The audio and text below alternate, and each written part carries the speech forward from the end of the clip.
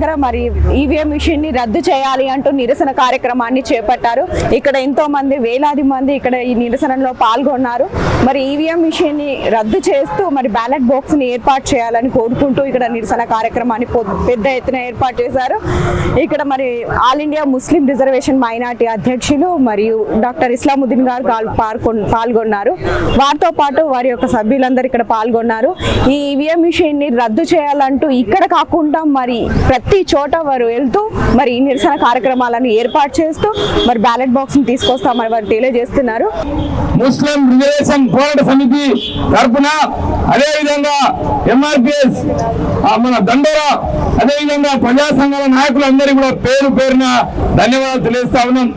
మిత్రులారా, నిజంగా భారతదేశంలో ఎక్కడ చూసుకోండి 200 దేశాల్లో ఏ దేశంలో కూడా ఈవీఎం మిషన్ అనేది లేదు. ఓన్లీ కేవలం భారతదేశంలోనే ఈవీఎం మిషన్ ఉన్నది. ఎందుకు ఈ దేశంలో మనం అంటాం అన్న టెక్నాలజీ పెరిగింది కదా, ఫోన్లు అవుతున్నాయి కదా అంటారు. మరి జపాన్, ఇండియా, అక్కడ అమెరికా కంప్యూటర్ ఇవ్వాలి కనుక్కున్నాయి. మరి అక్కడ టయోటా, ఇనోవా అనేక రకాల ఫోన్లు, తర్వాత రోజుకు అనేక టెక్నాలజీ కనుక్కుంటారు. మరి ఆ దేశంలో బ్యాలెట్ ఎందుకు ఉంది, మన దేశంలో ఈవీఎం ఎందుకు ఉంది? ఈవీఎం అనేది పెద్ద మోసం. ఇప్పుడు మీరు ఆలోచన చేయండి ఒకసారి. మనం మొన్న అంతరిక్షంలో రాకెట్ పంపించారు. ఇలా 15 లక్షల కిలోమీటర్ దూరంలో హైదరాబాద్ ఎక్కడి నుంచో ఆపరేటర్ చేయొచ్చు. ఇక్కడ నుంచి దగ్గర కూర్చొని కూడా ఫోన్లో ఆపరేట్ చేయొచ్చు. అట్లాంటిది ఈవీఎం మిషన్లను ట్యాపరింగ్ చేసేంత ఈజీ పని ఉంది. ఇప్పుడు ఏమైతుంది, కుక్క కోటేస్తే గాడిది పోతుంది. అట్లాంటి పరిస్థితి ఇలా ఈవీఎంలలో ట్యాపరింగ్ చేస్తా ఉన్నది. అందుకనే ఈవీఎం వల్ల ఈ దేశంలో ప్రమాదం ఏర్పడతా ఉంది. ఈవీఎం ఉన్నంత రోజులు ప్రజా సమస్యలు కూడా పట్టుకో. ఇలా మోడీ ఏం చెప్తా ఉన్నాడు, నేను 400 సీట్లు గెలుస్తాను. అరే 400 సీట్లు జనాలైతే ఎవరు ఓట్లేడు, మరి ఎట్లా గెలుస్తాను ఆయన అంటే ఈవీఎం ట్యాపరింగ్ చేసుకొని ఇలా నిన్న గోయంకల్ గారు ఏదో ఎలక్షన్ కమిషన్ లో ఆయన కూడా రాజీనామా చేసి ఆయనకు అడిగిందంట. మోడీ భాయ్ చెప్పిందంట, ఆర్ఎస్ఎస్ మోహన్ భగవత్ కూడా ఏం చెప్పిందంట, అరే నాయన నువ్వు 400 సీట్లకు ట్యాంపరింగ్ చేసి ఇప్పుడే మనం గెలుచుకోవాలన్నాడ. ఎట్లా సార్, నాకు శాత కాదు, నాకు భయం అవుతుంది, వ్యతిరేకత ఇస్లామోదీ అంటే చాలా మంది ఉద్యమాలు చేస్తున్నారు, మరి ఏం చేయాలని నాకు భయం అవుతుంది, ఎలక్షన్ కమిషన్ నమ్మకం పోయిందంటే అని అన్నాడంట. అరే నీవు ఉంటే ఉండు, లేదంటే పీకరా రాజీనామా చేశాను, రాజీనామా చేపించినట.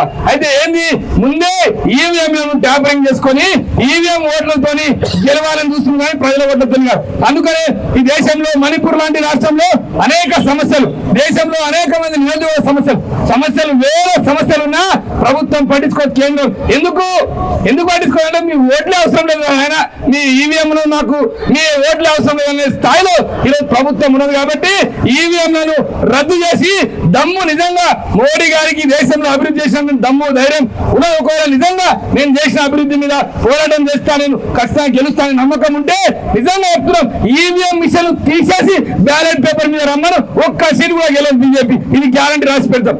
అట్లాంటి ఈ రోజు ప్రమాదం ఉన్నది ఈ దేశంలో. అందుకనే భారత రాజ్యాంగం మార్చమంటారు. ఇలా ఒక ఎంపీ మాట్లాడుతూ నిన్న ఒక ఆనంద్ అడిగే అని చెప్పేసి ఇలా కర్ణాటక ఎంపీ మాట్లాడుతూ భారతదేశంలో రాజ్యాంగం మారుస్తాం, మాకు 400 సీట్లు ఇస్తే. బిడ్డ 400 సీట్లను ఎట్లా మారుస్తావు? ఈవీఎం మిషన్లను మా నిజాముద్దీన్ అన్న గారు గ్రహించింది కాబట్టి ఈ పోరాటాన్ని ఇక్కడ నుంచి పునాదులు నేర్పించింది. సౌత్ ఇండియా పిల్లర్ ఇది. హైదరాబాద్ మొత్తం కర్ణాటక, ఇటు తమిళనాడు, అదేవిధంగా ఈ మహారాష్ట్ర, తెలంగాణ, ఆంధ్రప్రదేశ్ రాష్ట్రాలు, కేరళ రాష్ట్రాలకు నడిపోతున్నారు కాబట్టి ఇలా ఉద్యమాన్ని తెరలేపినాం.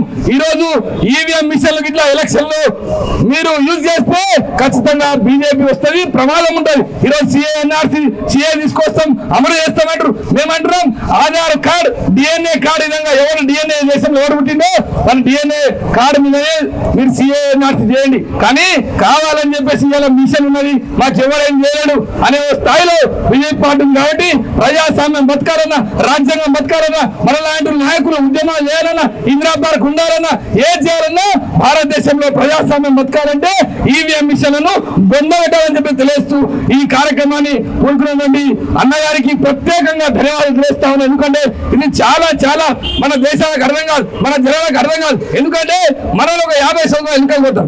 ఇప్పుడు అన్నయ్య ఉద్యమం లేపింది కదా, అరే అప్పుడు చేసాం రా చూసాం అంటారు. కానీ ఆ ఉద్యమం పైకి లేపిన తర్వాత అప్పుడు అర్థమవుతారే నిజంగా ఈవీఎం మిషన్ ట్యాపరింగ్ జరుగుతూ ఉంది. ఇప్పుడు మోడీ ఉదాహరణ చెప్తా, వారణాసిలో 11 లక్షల ఓట్లు వచ్చినాయి.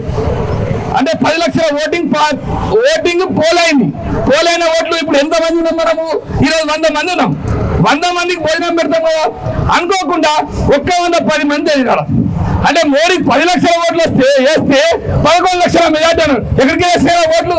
అంటే ఈవీఎం డబ్బులకెళ్ళి. అందుకనే ఈవీఎం అనేది చాలా పెద్ద ఫ్రాడ్. ఈవీఎం అనేది మోసం జరుగుతుంది కాబట్టి ఈవీఎం తీసేసి మళ్ళీ పాత బ్యాలెట్ పేపర్లు రావాలని చెప్పేసి తెలియస్తూ ఈరోజు కార్యక్రమానికి కూడుకున్నటువంటి అన్నగారికి ప్రత్యేకంగా ధన్యవాదాలు తెలియస్తూ భారత్ బచావ్, భారత్ బచావ్, భారత్ బచావ్. ప్రజాస్వామ్యం బతకాలంటే ఈవీఎం హటావ్. థ్యాంక్ యూ అన్న, ధన్యవాదాలు.